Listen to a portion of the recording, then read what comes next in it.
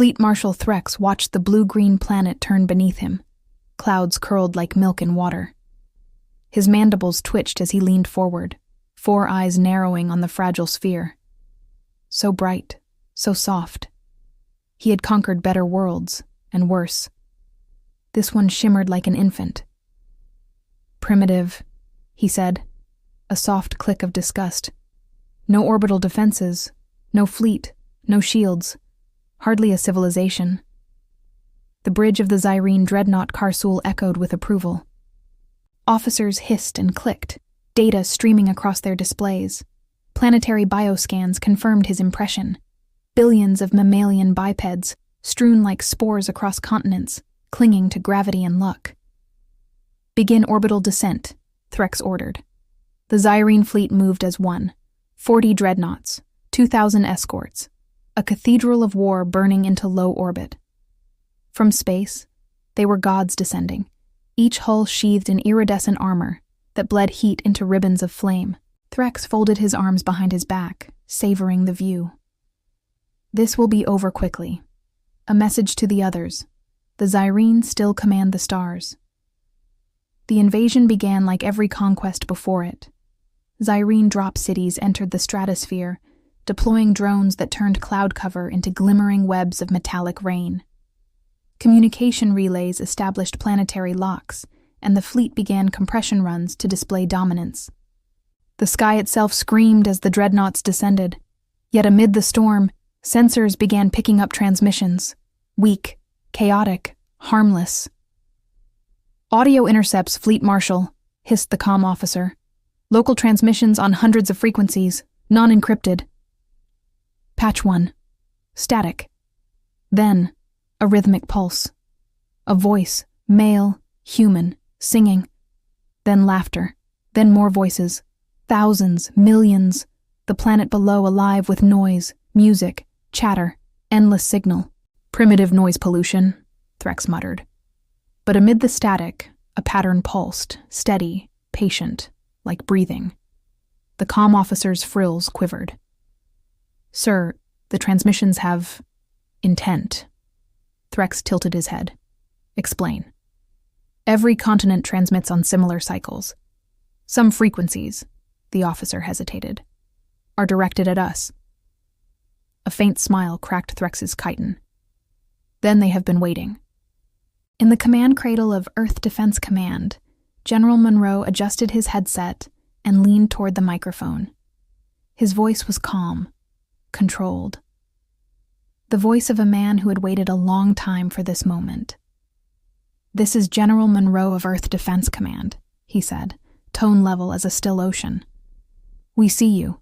We have been seeing you." The words left the planet like an arrow, riding through the static of 1,000 broadcasts, bouncing from weather satellites, rising toward the waiting Zyreen dreadnoughts. The message hadn't even finished echoing when sensors spiked. Threxy's mandibles tightened in amusement. "They see us?" he repeated, dripping disdain. "Empty boasting." He turned to his adjutant. "Deploy atmospheric control grid. Prepare the bombardment demonstration." But the sensors flickered. For a heartbeat, the planet dimmed, light refracting strangely at the edge of its atmosphere. "Fleet Marshal," one technician said, "the moon's surface readings are fluctuating." "Explain." "Thermal bloom. Massive. Not natural." The viewport darkened automatically as Earth's moon began to glow, not with sunlight, but from within.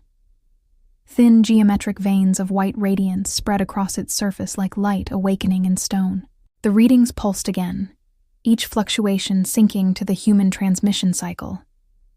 The bridge fell silent. Even the drones paused, as if sensing something vast stirring. The moon split open. Not cracked, not fractured, parted cleanly along invisible seams. Beneath the dust and rock lay something built, a colossal lattice of light. From it emerged hundreds of black silhouettes, vessels that reflected nothing, absorbing all. They came in silence. They came hunting. "Unidentified contacts," barked Threx. "Pattern match." "No matches, sir. No Zyreen signature, no known galactic registry. They're human. Impossible, Threx snapped. They have no fleet. But even as he spoke, the first Zyreen cruiser flared white on the tactical board, then vanished. A pulse from the lunar lattice erased it completely. The second cruiser twisted mid-maneuver, hull folding like foil.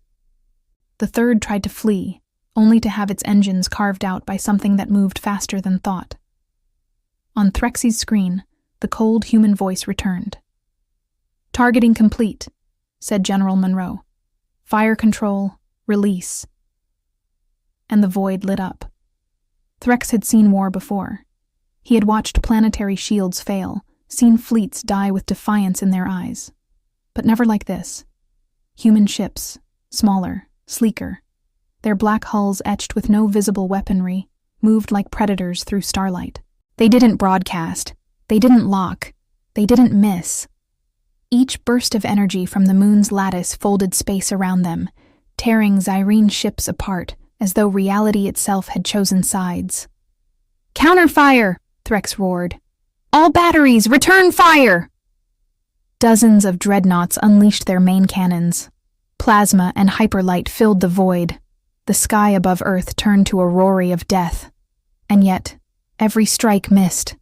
Every lock broke. Because every time a Zyreen weapon fired, the human fleet had already moved. "They know our targeting cycles," screamed the secondary commander. "They're predicting us." Monroe's voice came again, calm and sharp as a scalpel. "You picked the wrong primitive species." It was over in 12 minutes. Of 40 Zyreen dreadnoughts, 38 were gone, either vaporized or drifting hollow. The others fled into upper orbit, only to find every escape vector plotted, blocked, mined. The moon, their perfect decoy, had become a weapon. Threx ran probabilities. None ended with victory. He stood in silence as the comms died. No orders came. No voices answered. Only one sound remained. Laughter, not cruel, not mad, just human.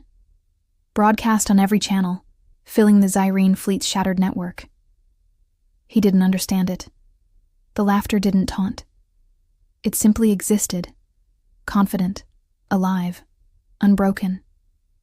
For the first time in his long career, Fleet Marshal Threx felt something close to fear. Hours later, drifting amid wreckage, Threx opened a channel to any surviving ship. "This is Threx," he rasped. "Any Zyreen vessel respond." Silence answered him. The debris glittered around him, shards of his empire reflecting the blue of the world below. He looked down.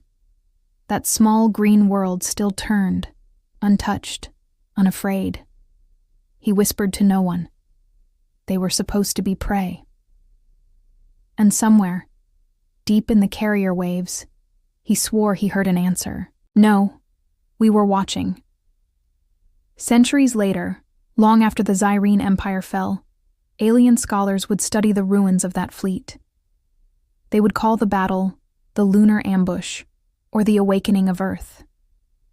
They would note human tactics, impossible velocities, predictive combat systems, lunar concealment arrays. They would call it a strategic masterpiece. But the few surviving Zyreen told a different story. They spoke of eyes that saw through armor, of weapons that moved before they were fired, of laughter echoing through the wreckage. They spoke of predators in the dark, creatures who had hidden for centuries, pretending weakness, waiting for someone to strike first. In time, their scholars built monuments to the lesson. And on those monuments, inscribed in the Zyreen tongue, were the final words of their last fleet marshal. "Do not hunt what watches back." And beneath it, a single human phrase, translated crudely but clear enough to outlive the stars. "We see you."